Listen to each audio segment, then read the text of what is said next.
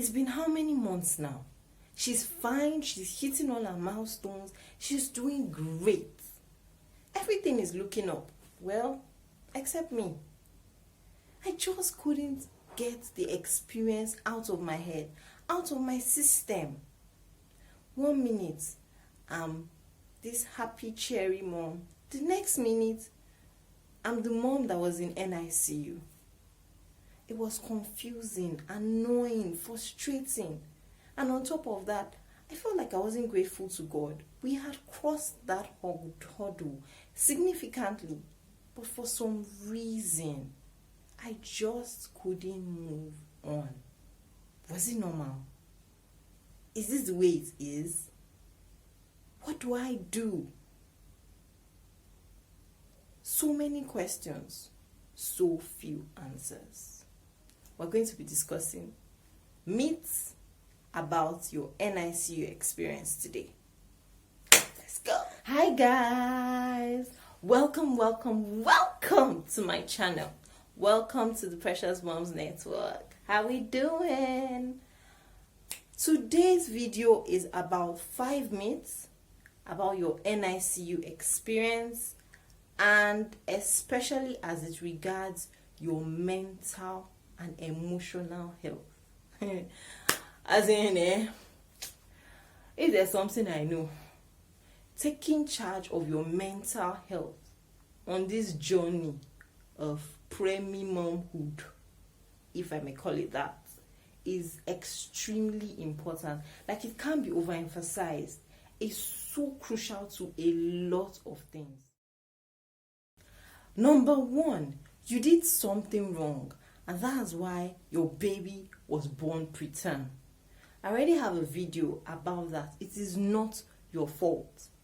The video will be in the card up here. You'd see, check it out. It is not your fault though. You didn't do anything wrong. People have preterm babies for so many reasons beyond your control. Guess what? I came across a quote that says that it is God who determines birthdays, not us. So relax. This happened for a reason, and I honestly pray that it ends in praise for you. Number 2, this one, oh God. Like, people say that it's a myth. We're about to debunk it. Because you didn't carry the baby at birth, you didn't bond with the baby, then your baby will suffer some attachment. You know that mother-child bond is a lie. Like, it's a what? It's a lie. See, even if your baby wasn't born preterm and had to be put in the NICU and the incubator and you can't touch and all of that drama, mothers who have their baby through CS, when they are bringing the child and say, hold your baby, oh God, the last thing on your mind, you're like, can you just help me hold the child, because you're in pain. Not to now talk of, you have a preemie baby, you are most likely recovering from a CS, and then your baby is in the NICU. You can't even see the baby in the first 24 hours because you're still trying to recover and all of that drama. And somebody will now tell me that my baby will suffer something. It's a lie. Mother-child bond is an ongoing bond. It's a bond that is still, even after mother or child dies, there's still that bond. So it's a forever bond. Don't let anybody pressure. It's a forever bond. Your child won't suffer anything. If you need to rest, please rest. If you can't touch your baby, be praying. You can make contact with your baby in so many other ways. I remember that I went to the NICU, and when I couldn't touch her, I would put my hand on the incubator and be praying for my baby. Smile at her, take pictures, do videos. I'm making contact. When I have to go home, I will look at those things. I will pray over her. Moving on. The third thing is that parents who complain or criticize will not get as much care as those parents who are quiet. You know what? It's not true. It's a lie. That you complain or criticize or ask questions means that you want to be carried along in the care for your child. It means you need to know. And see, in this Nigeria, you have to ask questions. You have to know. You have to be all up in their business. And sorry, you gave her this. Why? Oh, how many meals was that? Oh, why? Okay, what does it do? Questions, questions, questions. They knew me. Oh, I'll ask questions. And if you're not answering me well, I've gone to meet the doctor. Like, I don't have time. There's no chill. This is my child. You can't love the child more than me. And I need to know. I'm the mother. So please, feel free to ask questions. Feel free to criticize. Feel free to express yourself. And if you feel that, oh, you want to be quiet and just observe, oh, well and good, if that's your kind of person. But you need to be carried along about everything that is being done for your baby while in the NICU. The next point, this one, very interesting. There is a myth that once your child starts to do well, everything will go back to normal. You know, you just flick your magic wand and phew, everything's back to normal. Hello? It's not true. It's a lie. There is something called the new normal. Oh, we're experiencing it already. There's a new normal in this season. If you're watching this video in 2020, you know that COVID forced us into a new normal. So, with the experience that you've had, there's a new normal. There's a new how to do things. There are new emotions. One of the things I know that affected me the most in my new normal was, don't let your baby cry. Yeah, they say that a lot in the hospital. When you're leaving the hospital, don't let her cry, oh, you know, because she's small. If she's crying, she's expending energy, And it took me months to get out of that place. It took me months to be comfortable with her cry. Like, she'll be crying and I won't be freaking out. Like, oh, what is wrong? What's going on? My husband can testify. I showed his eyes shaking. But there's a new normal. So it will take a while to adjust to the new normal. And the adjustments will come with a whole lot. So be easy on yourself. Everything doesn't go back to normal. There's a new normal. There's a new you.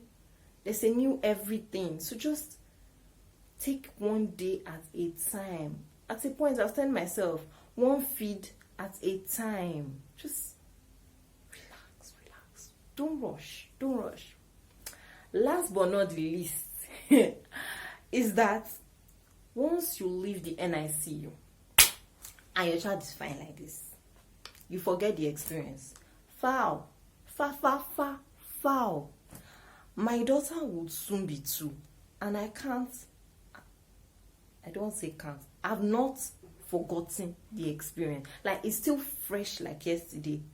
That's why I'm able to do these videos and it looks like, oh, she's bringing them. Because when I'm doing the video, I go back there, I travel there, and it's fresh. So no, you don't necessarily forget the experience. What I'll say is that you look back at that experience and it comes from the gratitude that wells up from your inside. Because you're like, I went through that and I'm still here, I'm still standing. So you don't forget the experience. Like I said in my intro, it took a while. It was confusing. It was like, is this normal? I had to talk to a psychologist at a point. I had to just say, okay, I don't get it. Like, my feelings are always on a roller coaster ride. What's going on? Am I the first mommy? Am I the first preemie mom? And then I had to read about it as well. And I found out that it's normal. These things will take time. You will take time to adjust. Your child will take time to adjust. You will take time to leave that place where you were and move on. So just give yourself grace. Please, guys, pay attention to your mental and emotional health. Talk to God, talk to your partner, talk to a psychiatrist if you need to, talk to a psychologist, go see a therapist. But don't bottle it up inside. Don't bottle the experience up. So that when you are in the place to be able to give encouragement, you're not talking from a place of hurt or unhealed wounds. And then, as hard as it sounds, rest.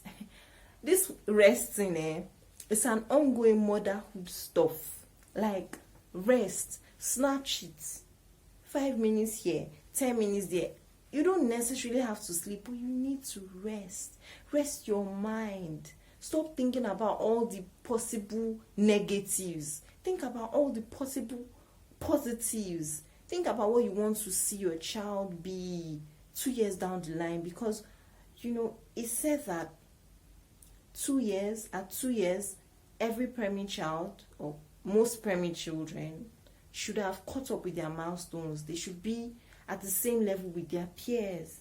And my prayer was not even that. My prayer was that she will surpass her peers. Like when I say her peers at 2 years, I'm like, man, God, you did overtime on this job.